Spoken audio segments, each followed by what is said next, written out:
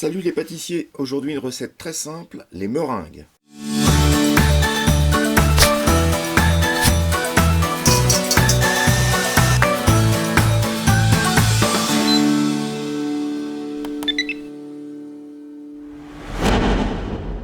Alors avant de commencer, un petit conseil, utilisez des œufs de ferme, ou idéalement des œufs bio, c'est vraiment un gage de réussite. Alors lorsque l'on cuisine, assez souvent il nous reste des blancs d'œufs, donc on peut les conserver pendant plusieurs jours au réfrigérateur, et on peut les utiliser pour faire des meringues par exemple. Petite précision, on va parler de meringues françaises, à pas confondre avec la meringue suisse et la meringue italienne. Elles ont toutes les trois les mêmes ingrédients, mais leur fabrication est différente, et donc leur utilisation l'est également. Donc la règle est très simple, autant de blanc d'œuf que de sucre en poudre, que de sucre glace. Donc dans la recette que vous trouverez en commentaire, les proportions sont données pour 150 g de blanc d'œuf, ce qui correspond à peu près à 4 blancs d'œuf. Mais évidemment, pas besoin de sortir sa calculatrice pour adapter les proportions en fonction de la quantité d'œufs que vous voulez utiliser. Allez, c'est parti pour la recette. Donc côté ingrédients, j'ai déjà préparé 110 g de blanc d'œuf, 110 g de sucre en poudre et 110 g de sucre glace.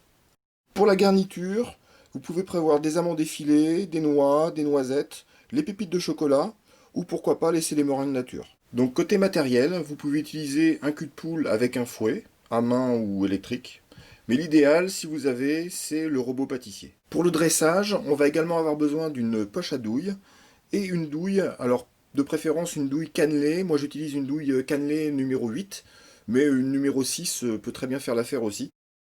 On va ajouter environ un tiers du sucre semoule au blanc d'œuf et on va fouetter à grande vitesse. Lorsque les blancs d'œufs sont montés environ aux 3/4, on va ajouter le reste du sucre semoule et on va continuer à fouetter pendant 1 minute. Il faut vérifier que le sucre semoule est complètement dissous. Lorsque la meringue est bien ferme et bien brillante, on va ajouter délicatement le sucre glace, toujours en fouettant à grande vitesse. Et une fois qu'on a totalement incorporé le sucre glace, on va laisser fouetter environ 4 à 5 minutes. Normalement, la meringue doit être très lisse, très blanche et surtout très dense. A l'aide d'une maryse, on va déposer le blanc d'œuf dans la poche à douille. Petite astuce, utilisez un petit clip pour empêcher que le blanc d'œuf ne ressorte lorsqu'on charge la poche à douille. Donc vient le moment du pochage. On va déposer les meringues sur une plaque à pâtisserie sans trop les serrer.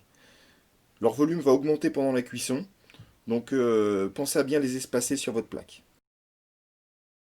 On répartit la garniture sur les meringues. On va préchauffer le four à 100 degrés Celsius et on va enfourner pour 1h30. Donc le temps de cuisson dépend de la taille des meringues. Donc il faudra prévoir 1 heure pour des meringues plus petites et environ 2 heures pour des meringues plus grosses.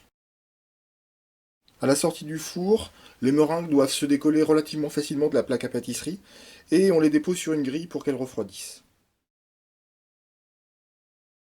Si votre meringue est réussie, elle doit être croquante à l'extérieur et moelleuse à l'intérieur. Si vous voulez conserver vos meringues plusieurs jours, placez-les dans une boîte hermétique, à l'abri de l'air et à l'abri de l'humidité. Voilà, la recette est terminée. Si ça vous a plu, un petit pouce bleu. Vous pouvez vous abonner à la chaîne si vous souhaitez qu'on se retrouve pour une prochaine recette. D'ici là, à vos tabliers et pâtissez!